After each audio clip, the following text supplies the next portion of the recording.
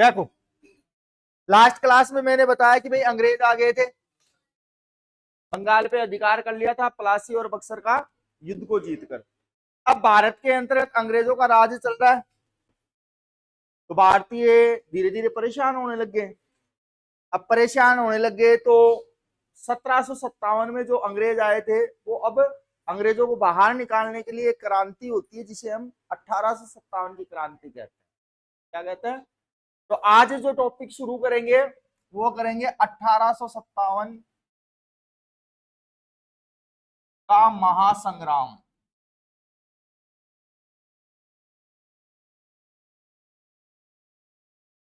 क्या लेंगे? 1857 का महासंग्राम, जिसे हम 1857 की क्रांति भी कहते हैं। आई बात? तो ध्यान रखना, इसे हम 1857 की क्रांति भी कहते हैं। और एक व्यक्ति था वी डी सावरकर। कौन था? V D Savarkar. इस वी डी सावरकर ने 1857 का जो महासंग्राम था उसे भारत का पहला स्वतंत्रता संग्राम कहा है। क्या नाम दिया है? भारत का प्रथम स्वतंत्रता संग्राम कहा है इसने। भारत को आजाद कराने के लिए की गई पहली क्रांति, शुद्ध शब्दों में अगर मैं बात करूं। अब 1857 की क्रांति के समय आप देखोगे तो किसान भी परेशान है लगान से, व्यापारी भी परेशान है कि इन्होंने इनके धंधे खत्म कर दिए, और राजा भी परेशान है। ये धीरे धीरे क्या कर रहे हैं, उनपे समझौते संधियां थोप रहे हैं और उनका राजपाट अपने अंडर चला रहे हैं। सैनिक भी परेशान था, गाय और सुअर की चर्बी, गाय और सुअर की चर्बी। इसके अलावा ब्राह्मण भी परेशान था, क्योंकि हिंदू विधवा अधिनियम लेके आए थे ये, तो ब्राह्मणों को लगने लगा कि ये हमारे प्रथा के खिलाफ है, विधवा विवाह नहीं कर सकती। तो अंग्रेजों ने गलत किया कि सही किया, एक बार मेरे को बताना कि अगर विधवा कोई हो जाती है तो वो दोबारा से विवाह कर सकती है। तो अंग्रेजों ने सही किया कि गलत किया ये काम? सही किया ना। अब सोचो कोई 12 वर्ष में विधवा हो जाती है, पहले के जमाने 80-90 तक जीती थी महिलाएं, इतना लंबा समय अकेला कैसे निकालेगी भाई? तो इसका भी हमने विरोध किया। और एक व्यक्ति थे जिनके नाम नाम था दादा भाई नौरोजी। क्या नाम था? दादा भाई नौरोजी को जब तक पेंशन दे रहे थे जब तक टेंशन नहीं थी। जैसे अंग्रेजों ने पेंशन बंद की, टेंशन शुरू कर दी, वो भी विरोध में आ गया। तो हकीकत में अगर मैं देखूं या मैं अपने व्यक्तिगत रूप से कहूं तो 1857 की क्रांति देश को आजाद न कराकर अपने अपने स्वार्थों के लिए की गई। कह सकते हैं क्या इन सभी कारणों की वजह से? कह सकते हैं क्या? भाई सैनिकों को गाय और सुअर की चर्बी दे दी, कारतूस लगे हुए, तो उनका धर्म भ्रष्ट हो गया, तो वो धर्म बचाने आए। व्यापारी अपना व्यापार बचाने आया, क्योंकि अंग्रेजों ने व्यापार खत्म कर दिए। किसान आया, टैक्स की वजह से परेशान, जमीनें हड़प ली। तो इन सभी कारणों की वजह से सारे लोग क्या हुए हैं, एकजुट। और कुछ लोग तो ऐसे भी थे, वो ये सोच रहे थे कि अंग्रेजों ने 1757 से भारत में राज करना शुरू किया और 1857 में आकर इनके 100 साल पूरे हो गए। कुछ लोग तो ये मान रहे थे कि 100 वर्ष पूरे हो गए और अंग्रेज हिंदुस्तान छोड़ के जाएंगे। तो कुछ तो ऐसे ही भीड़ शामिल हो गई रैलियों में, क्योंकि एक वो कहते हैं ना, लक्ष्य नहीं था। क्या नहीं था? लक्ष्य नहीं था। लेकिन फिर भी अंग्रेजों के विरोध में चलाया, इसीलिए हमने इसको क्या दिया, 1857 की क्रांति। अगर हो सकता है कि ये सारे लोग एक साथ आते तो हम इसी समय आजाद हो जाते। फिर सबसे बड़ी बात, यहाँ के राजा रजवाड़ों ने साथ नहीं दिया, यहाँ के जो क्रांतिकारी थे उनका, या जो इस आंदोलन में भाग ले रहे थे उनका साथ नहीं दिया, बल्कि उनके खिलाफ काम किया, उनके खिलाफ काम किया। और जोधपुर से तो सारे, जोधपुर क्या, राजस्थान से तो पूरे ही खिलाफ थे। स्वरूप सिंह ले लो, चाहे तख्त सिंह ले लो, और भी कई नाम है इस लैंड में, सब अंग्रेजों का साथ देने लगे। पढ़ाया था ना तुम्हें, 1857 की क्रांति के समय जोधपुर से बाहर गया, कोई कहाँ गया, कोई कहाँ गया। लेकिन इस क्रांति को खत्म करने के लिए अंग्रेजों ने जो पलटवार किया वो देखने लायक, कि ये लोग दोबारा से, हो सकता है कि ऐसा ही कुछ तांडव भारतीय लोग वापिस से कर दे। पता है अंग्रेजों ने क्या किया? तोप में लगाया, भरे चौराहे पे उड़ा दिया, खील खील बखर गए। क्या हो गया? तोप के मुंह पे लगाया और तोप के साथ ही उड़ा दिया इंसानों को। कईयों के सर कलम करवा दिए भरे चौराहे पे, कईयों को फांसी लटका दी। ऐसे भयंकर रूप से तांडव किया फिर अंग्रेजों। और भारतीय दोबारा एकजुट न हो तो हिंदू मुस्लिम फूट डालो और राज करो की नीति अपनाई। उच्च जातियों को निम्न जातियों से लड़वा दिया, क्योंकि वो पहले ही परेशान थे, तो निम्न जातियों को अपने अंडर लेने लग गए धीरे धीरे। तो ये पलटवार था इनका, 1857 की क्रांति। इसी क्रांति के बारे में पढ़ेंगे आप।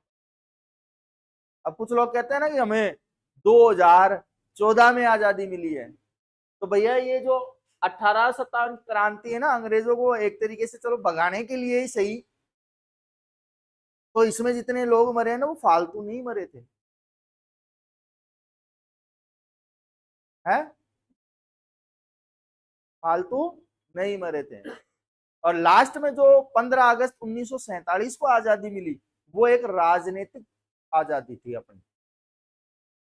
क्या थी?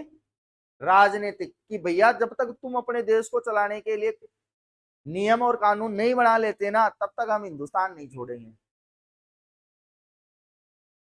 अब कुछ लोग कहते हैं ना कि भाई अंबेडकर का क्या संयोग रहा, अरे भैया वो नहीं लिखता ना तो अंग्रेज छोड़ के नहीं जाते। और कईयों के आज तक नहीं समझ में आई ये बात। बर्किन हेड का नाम सुने हो, जो भारत सचिव था उस समय, तब कहते हैं कोई रिपोर्ट बना के भेजी थी नियम और कायदे कानूनों की, तो अंग्रेज थोड़े समझदार थे, उन्होंने देखा कि यार एक ही वर्ग को सारी चीजें दे दी इन्होंने, तो बाकी वर्गों के लिए तो कुछ किया ही नहीं। तो उन्होंने भरी ब्रिटिश संसद में उसको फाड़ के फेंक। तो संवैधानिक रूप से या राजनीतिक रूप से प्राप्त आजादी है 15 अगस्त 1947, बस उस पर एक धब्बा रह गया, वो रह गया पाकिस्तान। क्या रह गया धब्बा? पाकिस्तान रह गया। आई बात समझे? तो इसी क्रांति को पढ़ेंगे, देखो।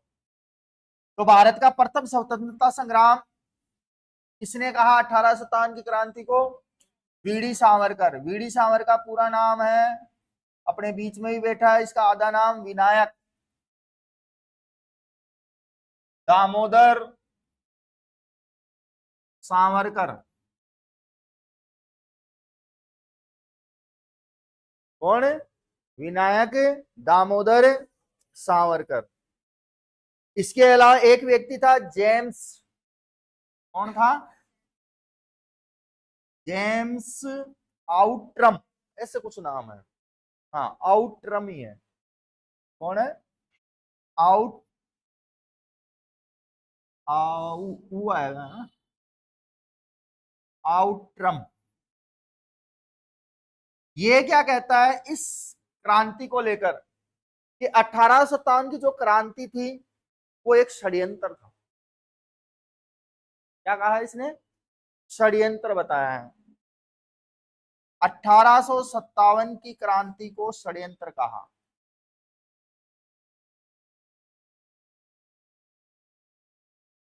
अब ये तो कहेंगे ही अंग्रेज तो कहेंगे ही, क्योंकि इनको भगाने के लिए तो किया था। तो ये लोग क्या मानते हैं, इसको अंग्रेजों के खिलाफ किया गया एक षड्यंत्र। तो ये कुछ बातें हैं, बेसिक चीजें कि किसने क्या कहा, और इसी व्यक्ति के द्वारा बाद में सती प्रथा पर रोक लगवाई सबसे पहले। इसमें सती प्रथा पर रोक लगाने का कार्य किया, लेकिन बाद में लॉर्ड विलियम बेंटिंक आता है और वो कानूनी रूप से इसे गैर कानूनी साबित करता है और इस पे पूर्ण रूप से रोक लगा देता है। और अभी हाल ही में क्वेश्चन आया था पटवारी में कि सती प्रथा पर रोक लगाने वाला व्यक्ति कौन था, ऐसे कुछ आया था, तो लॉर्ड विलियम बेंटिंक है उसमें। या ऐसे आया था वो क्वेश्चन कि सती प्रथा पर लॉर्ड विलियम बेंटिंक द्वारा रोक कब लगाएगी, तो कानून तो 24 में बनाया और 29 में पूर्ण रूप से बंद कर दिया था इसे। और 1984 में भारत की आखिरी सती हुई थी दिवराड़ा सवाई माधोपुर सिक्कर में, ध्यान रखना। श्री माधोपुर, हाँ श्री माधोपुर, सवाई माधोपुर तो इधर पड़ता है, ठीक है। तो एक बार ये तो उतारो, फिर हम चर्चा करते हैं। ठीक है, आगे लेते हैं 1857 की क्रांति के कारण क्या थे।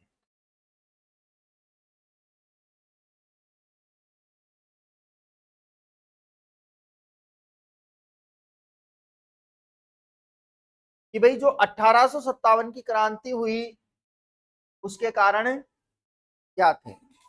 जैसा कि अभी थोड़ी देर पहले मैंने आपको बहुत से कारण गिनाए,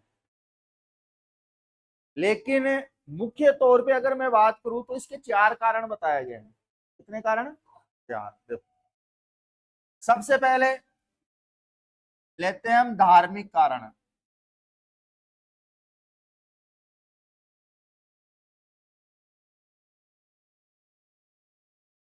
सबसे पहला कारण कौन सा? धार्मिक कारण।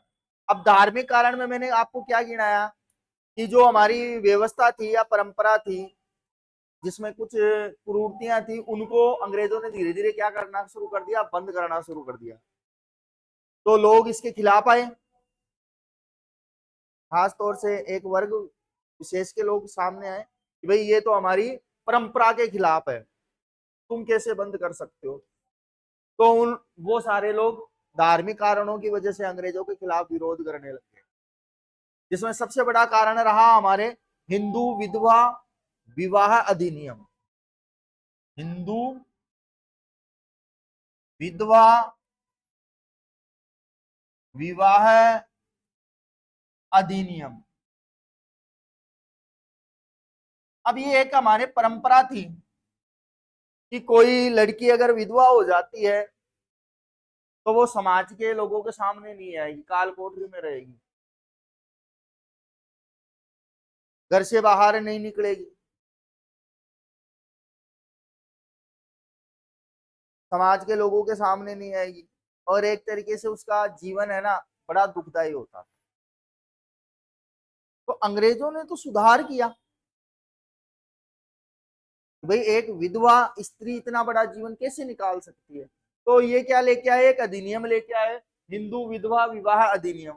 अब इसके खिलाफ जो धार्मिक रूप से जुड़े हुए लोग थे उन्होंने विरोध करना शुरू कर दिया कि हमारी परंपरा के अकॉर्डिंग कोई लड़की अगर विधवा हो जाती है तो उसे सती होना पड़ेगा, या अगर वो सती नहीं होती है तो पूरा जीवन विधवा का ही बिताना होगा। ये अंग्रेज अगर विधवा विवाह अधिनियम लाए तो गलत था या सही था, मेरे को इस बात पर। तो ये देश आजाद कराने के लिए तो क्रांति थी, मानते हो। तो पहला रीजन क्या बताया, धार्मिक कारण, जिसके तहत अंग्रेज एक अधिनियम लेके आए और इस अधिनियम का क्या किया गया, विरोध किया गया। इसके अलावा दूसरा कारण था आर्थिक कारण। दूसरा कारण क्या बताया, आर्थिक कारण बताया। आर्थिक कारण में जैसे मैं बात करूं तो व्यापारियों के व्यापार खत्म कर दिए इन्होंने, व्यापारियों के व्यापार खत्म कर दिए, और जो छोटे मोटे व्यापारी थे वो बिल्कुल ही खत्म हो गए। फिर दूसरा यहाँ से लूटते और कहाँ बेचते, इंग्लैंड बेचते, जिसे हम धन निष्कासन के नाम से जानते हैं। लेकिन यहाँ पे ये कारण तो रहे ही, लेकिन सबसे बड़ा कारण ये रहा आर्थिक कारण में कि भाई दादा भाई नौरोजी थे,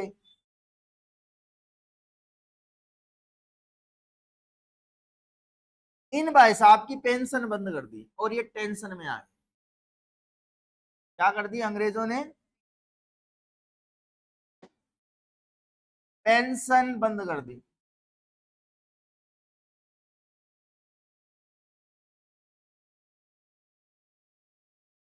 मतलब पैसा देना बंद कर दिया अंग्रेजों ने। अंग्रेजों ने पैसा बंद किया, तब जाकर इनको याद आया कि हमें अंग्रेजों का विरोध करना चाहिए। अगर वो देता रहते हैं अंग्रेज तो विरोध करते क्या, नहीं करते। अब देखो इतिहास को किसी भी एंगल से समझ लो, मैं जिस हिसाब से समझता हूँ उस हिसाब से बता रहा हूँ कि भाई अगर इनको पेंशन मिल रही होती तो ये विरोध करते क्या, करते क्या, नहीं करते। और जिनको पैसा मिल रहा था उन्होंने वास्तव में हकीकत में विरोध नहीं किया। समझ में आई बात। अब उस जमाने में कहा जाता है 22 लाख रुपए के आसपास मंथली क्या जाती थी पेंशन, ऐसा कुछ कहा गया है, 22-20 लाख के आसपास। अब 22-20 लाख के आसपास उस जमाने में पेंशन जा रही है, कितनी बड़ी रकम हो गई प्रेजेंट में, कितनी बड़ी हो गई अंदाजा लगा लो, 22 अरब मान लो आज के, तो क्योंकि उस समय तो 25 पैसे का 1 किलो घी आता था, है। और आज 700 रुपए में भी शुद्ध नहीं मिल रहा। असली घी तो वो होता है सर्दियों में, देखना पत्थर की तरह जम जाता है, और किसी का सिर फोड़ना हो तो उससे घी से भी सिर फोड़, ठोस पत्थर की तरह आता है, चमचा मुड़ जाता है लेकिन घी नहीं बाहर आता। ओरिजिनल घी तो वो है। अब पेंशन बंद हुई तो इन्होंने भी विरोध किया, और कारण क्या बन गया, आर्थिक। क्या बन गया, आर्थिक। तीसरा राजनीतिक कारण बताया। तीसरा क्या रहा, राजनीतिक कारण। राजनीतिक कारण के अंतर्गत जो अंग्रेज संधियां वगैरह करते थे वो मेन कारण बना, जिसके अंतर्गत 3 संधियां है, जिसमें बताया सहायक संधि,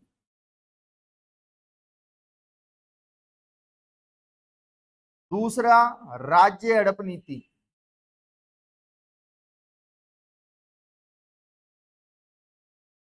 सहायक संधियों के बारे में तो मैंने बताया था कि राजस्थान के अंतर्गत आप देखोगे सबसे ज्यादा संधियां हुई चार्ल्स मैकफाक के नेतृत्व में। राज्य हड़प नीति क्या है, इसको इंग्लिश में कहते हैं डॉक्ट्रिन ऑफ लैप्स, ध्यान रखना। क्या बोलते हैं, डॉक्ट्रिन ऑफ लैप्स।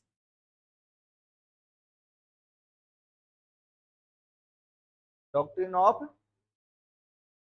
इसके अंतर्गत ये था, अंग्रेजों ने एक नियम बनाया, ये शायद लॉर्ड डलहौजी के समय आई थी, 1848 के आसपास आजाई थी। तो उस समय यह था कि जैसे कोई राजा मर गया, उसके कोई औलाद नहीं है, कोई राजा मर गया, उसके कोई औलाद नहीं है, औलाद नहीं है तो उसकी जो रियासत है वो अंग्रेजों के अधीन हो जाएगी या अंग्रेजों के साम्राज्य में मिला दी जाएगी।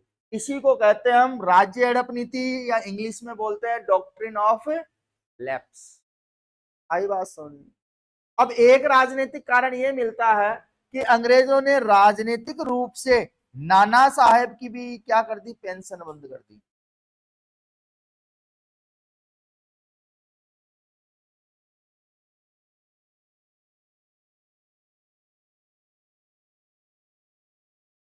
एक तो दादा भाई नारोजी की पेंशन, और एक किसकी पेंशन बंद कर दी।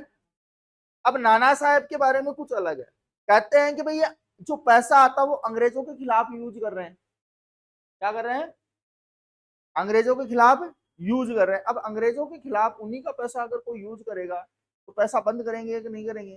अभी मैं तुम्हें पैसा दे रहा हूं और उस पैसे को तुम मेरे ही खिलाफ यूज कर रहे हो, तो भैया मैं तुम्हें पैसा देना बंद कर दूंगा जिस दिन पता लग जाएगा। तो इधर से इसकी भी पेंशन है बंद। अब आगे बात होती है चौथा कारण।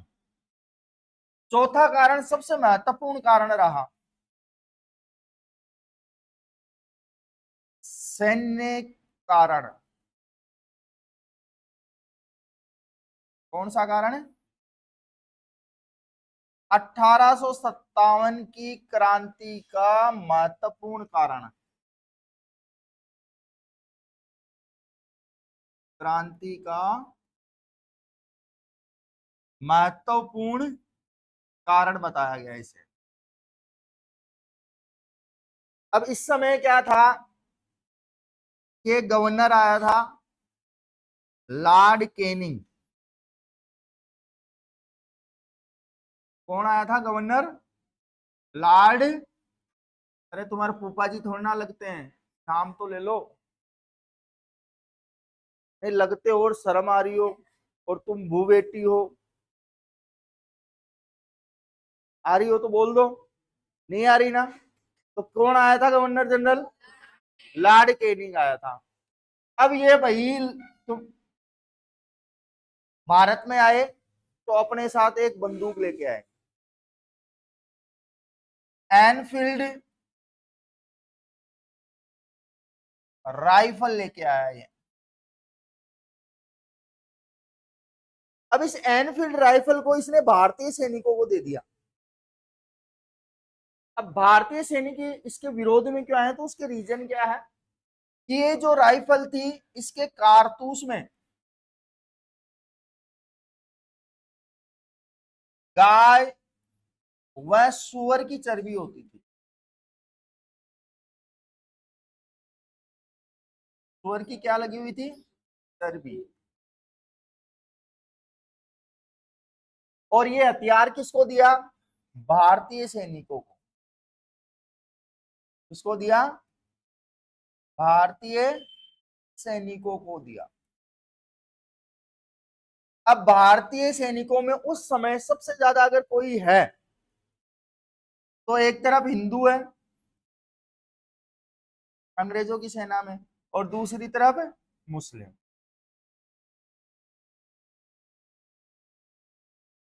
हिंदुओं के लिए गाय माता होती है, गाय को क्या मानते हैं? और मुस्लिमों में सुअर को क्या मानते हैं भाई? अरे क्या मानते हैं? मैं बोल नहीं सकता। क्या समझते हैं? हराम। क्या समझा जाता है? हराम। हराज हो गया। क्या समझा जाता है? हराम। इधर ये गाय को माता समझते हैं और माता का भोजन नहीं कर सकते। तो मेरे को एक चीज बताना, गाय के मीट को क्या बोला जाता है? क्या? बीफ, शाबाश। और सुअर के मीट को क्या बोला जाता है? वही है, जो चीज खाते हैं उसी का ध्यान रखेंगे। फिर बीफ कैसे याद रह गया? नहीं बता। वन वर्ड में आता है ये इंग्लिश में। सुअर के मांस को बोलते हैं चेवनी। चेवनी तो बकरी का होता है। चेवड़ी क्या बोलते हैं? चेवड़ी, चेवनी होता है बकरी का। हंस क्या रहे हो? एसएससी में ऐसे क्वेश्चन आते। पुराने पेपर उठा के देखो, वहीं से पढ़ाया मैंने भी ये। देखो, अब भाई ये बंदूक किसको मिली? भारतीय सैनिकों को। हिंदू गाय की पूजा करते हैं, सुअर मुस्लिम को हराम समझते हैं। दोनों का धर्म भ्रष्ट हो रहा है। क्यों? क्योंकि जो राइफल का कारतूस आता है ना, उसको बंदूक में डालने से पहले उसको मुंह से खोलना पड़ता था। क्या करना पड़ता था? मुंह से खोलना पड़ता था। हाथ से खुलने की जरूरत ही नहीं, तो वो मुंह से ही खुलता है। अब मुंह से खोलते तो जो उसके ऊपर जो चर्बी बनाई हुई लगी हुई थी, उसको मतलब कि ऑयली बनाने के लिए, तो वो चर्बी मुंह में चली जाती। लोगों को पता लगा। पता कैसे लगा? देखो, एक दिन होता क्या है, मेरठ छावनी थी। कौन सी? यूपी में पड़ती है। यहां पे एनफील्ड राइफल लाई जाती है। क्या लाई जाती है? Enfield rifle. और इन एनफील्ड राइफलों को उतारने वाला व्यक्ति था मातादीन भंगी।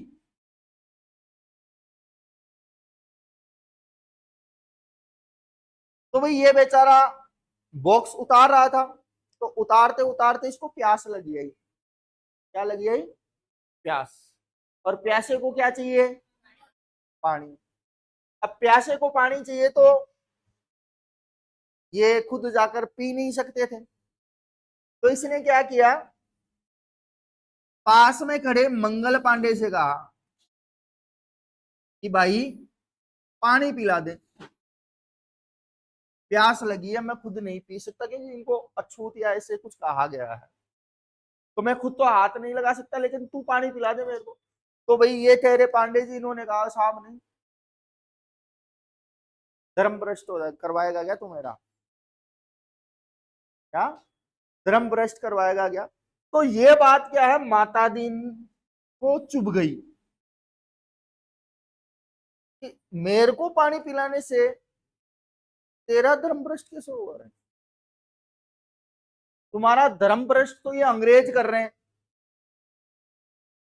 तुम्हारा धर्म भ्रष्ट तो ये अंग्रेज कर रहे हैं। कि कैसे? कि ये जो राइफल है ना, ये राइफल, इसके कारतूस में गाय और सुअर की चर्बी है। क्या है? गाय और सुअर की चर्बी लगी हुई है, जिसे तुम मुंह से खोलते हो और वो गाय और सुअर की चर्बी तुम्हारे शरीर में जा रही है। ऐसे तुम्हारा धर्म भ्रष्ट नहीं हो रहा? इसकी आंखें खुल गई।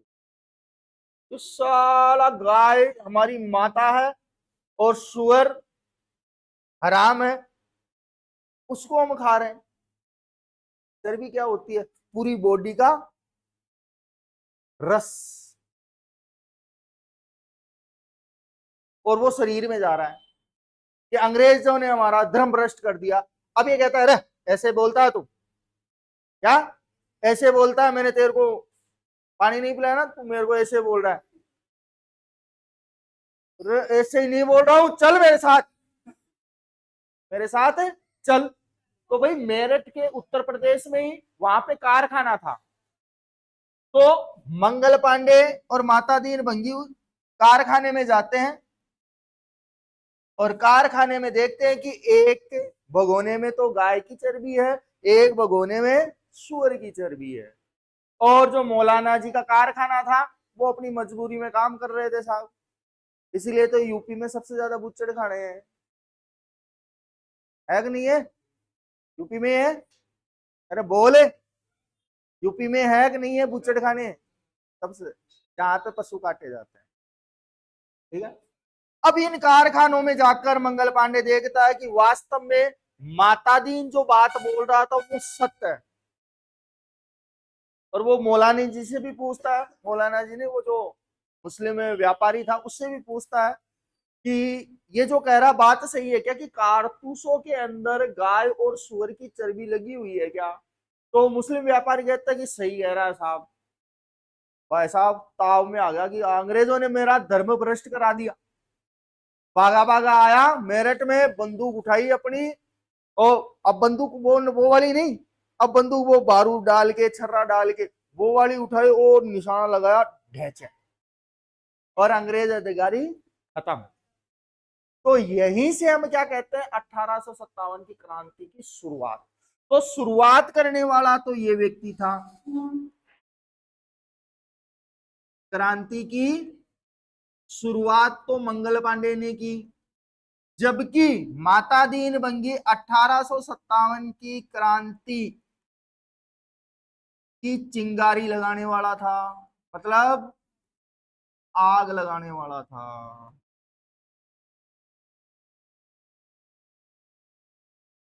कहीं पे भी इस व्यक्ति का नाम नहीं मिलता, लेकिन निम्न कास्ट रह गई ना। समस्या ये भी है अपने इंडिया में, इतिहास शेड्यूल कास्ट का भी बहुत अच्छा है, लेकिन दबा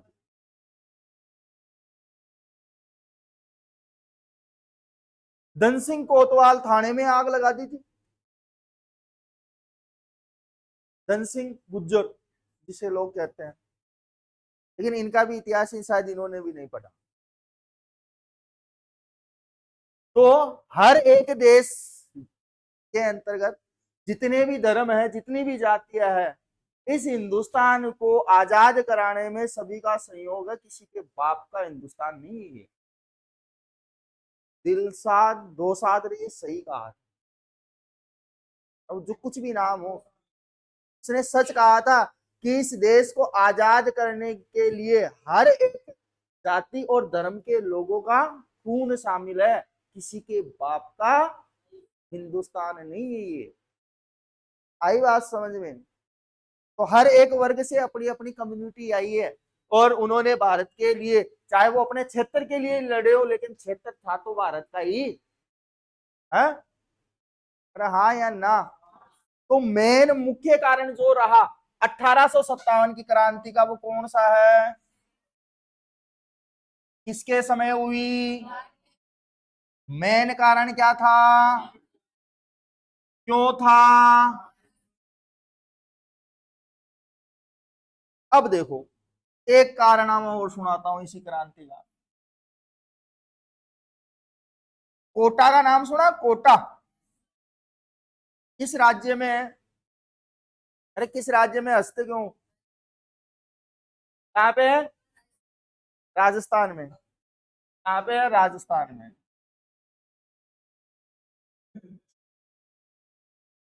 अरे कोठा नहीं बोला, कोटा बोला है।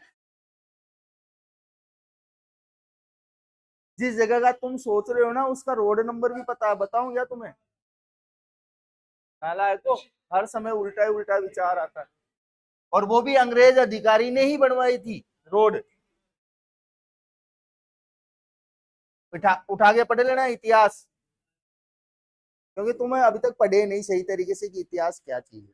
ठीक है, देखो, राजस्थान के कोटा के अंतर्गत एक व्यक्ति था, मेहराब खां।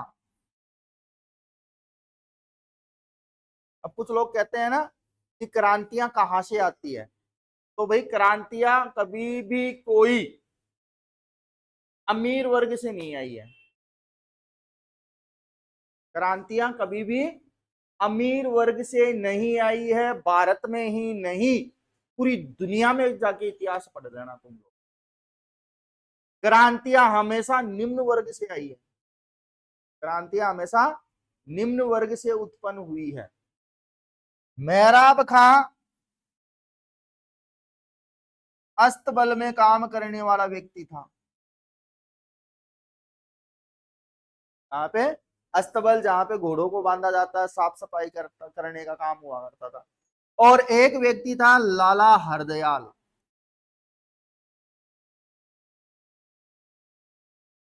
ये थे पैसे से वकील।